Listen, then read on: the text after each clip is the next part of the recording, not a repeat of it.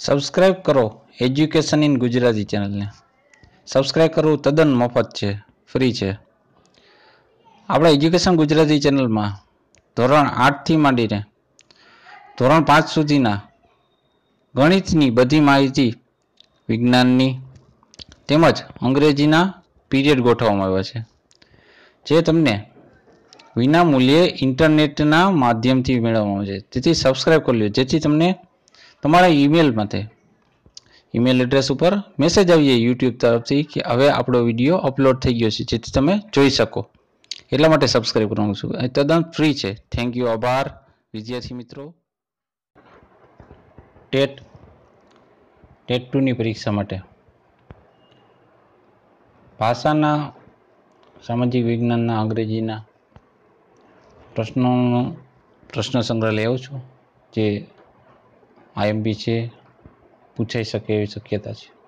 તો જોઈએ આપણે આગળ પ્રશ્ન. નીચેના પૈકી કૂંચી શબ્દનો સમાનાર્થી શબ્દ જણાવો. કૂંચીનો સમાનાર્થી શબ્દ. જવાબ ચાવી. ચાવી એટલે કૂંચી. પ્રશ્ન. નારી શબ્દનો સમાનાર્થી શબ્દ જણાવો. નારીનો સમાનાર્થી શબ્દ, તો એનો જવાબ છે વનિતા. આબરૂ શબ્દનો સમાનાર્થી શબ્દ લખો. આબરૂ એટલે પ્રતિષ્ઠા. પ્રશ્ન આપણે. અખિલનો સમાનાર્થી શબ્દ જણાવો.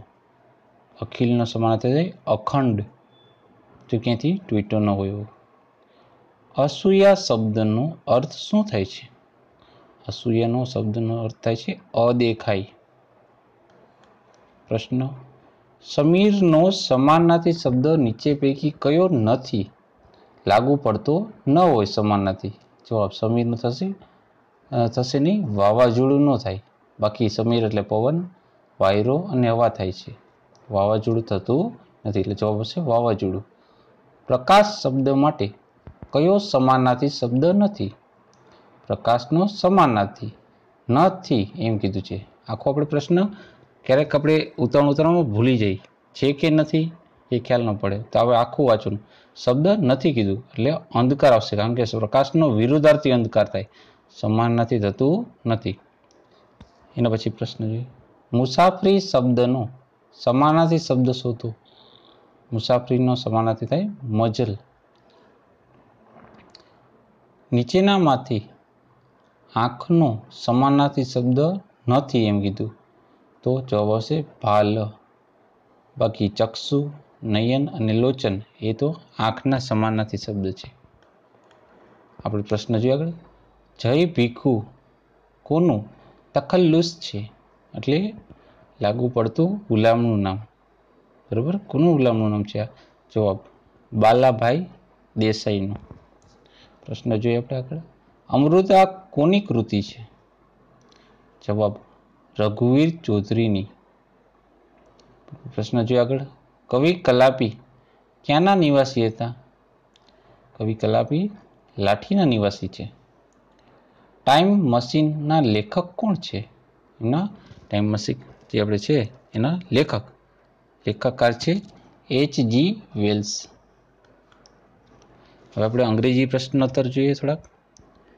It was blank winter evening, એટલે આમાંથી કોણ લાગુ પડશે આપણે? It was A winter evening. Evening એટલે સાંજ,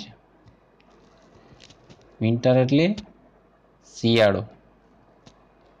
બરોબર. ઇટ ઇઝ ખાલી જગ્યા એલિફન્ટ. ખાલી જગ્યા એલિફન્ટ ઇઝ ખાલી જગ્યા બિગ એનિમલ.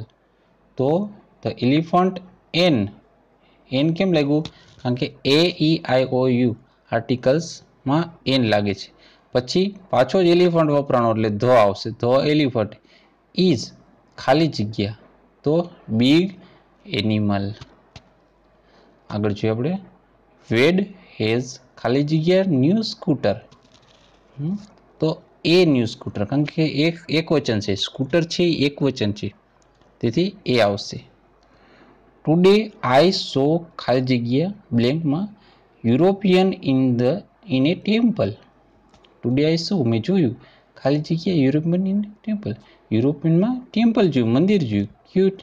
તેમાં ટેમ્પલ એક વચન છે, તેથી એ આવશે. એ યુરોપિયન ઇન ટેમ્પલ. જવાબ આવશે એ. પ્રશ્ન આગળ જોઈએ આપણે. મિસ્ટર મૌના વ્યાસ ઇઝ ખાલી જગ્યા MA ઇંગ્લિશ. બરાબર. તો MA એમનો આવ્યો છે ઉચ્ચારણમાં, એટલે N વાપરાશે, કારણ કે સ્વરમાં બધામાં N વાપરવામાં આવે છે.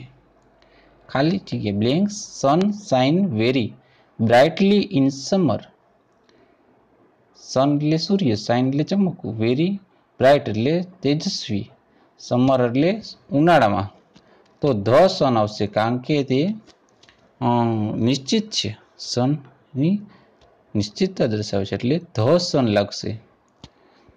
Wood you like blank jam or on your bread. તો લાઈક લિટલ, થોડોક જ જામ જોઈએ છે. ઓન યોર બ્રેડ ઉપર એમ. I brought blank horse blank ox and blank buffalo. તો આઈ બ્રોટ એ હોર્સ, ઓક્સમાં એન આર્ટિકલ લખશે આપણે, અને એન્ડ બફેલોમાં એ, એટલે એ એન અને એ રીતના ગોઠવણ થાય છે. એમના જવાબ છે. બ્લેન્ક્સ બે ઓફ બેંગાલ લાઈ ઇન ધ ઇન્ડિયન ઓશન. તો ધ બે, કારણ કે કોઈ સ્થળ હોય, નિશ્ચિત સ્થળ હોય, કોઈ નિશ્ચિત જગ્યા હોય, એના માટે ધ લગાવવાનું. ધ બે ઓફ બંગાળ, બંગાળની ખાડી. લાઈ ઇન ધ ઇન્ડિયન ઓશન, એટલે ઇન્ડિયન ઓશન એટલે હિન્દ મહાસાગરમાં આવેલી છે ત્યાં. બરાબર, એમ કહેવા માંગે છે. તો ત્યાં જવાબ આવશે ધ.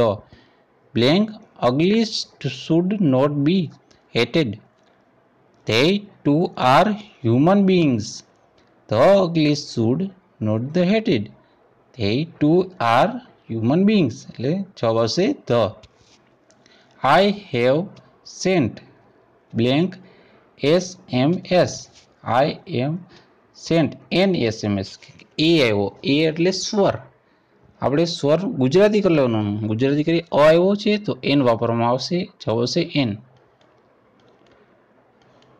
તો આ હતા આપણે ભાષાને લગતા પ્રશ્નોત્તર. તો જોતા રહો એજ્યુકેશન ગુજરાતી. થેન્ક યુ, આભાર.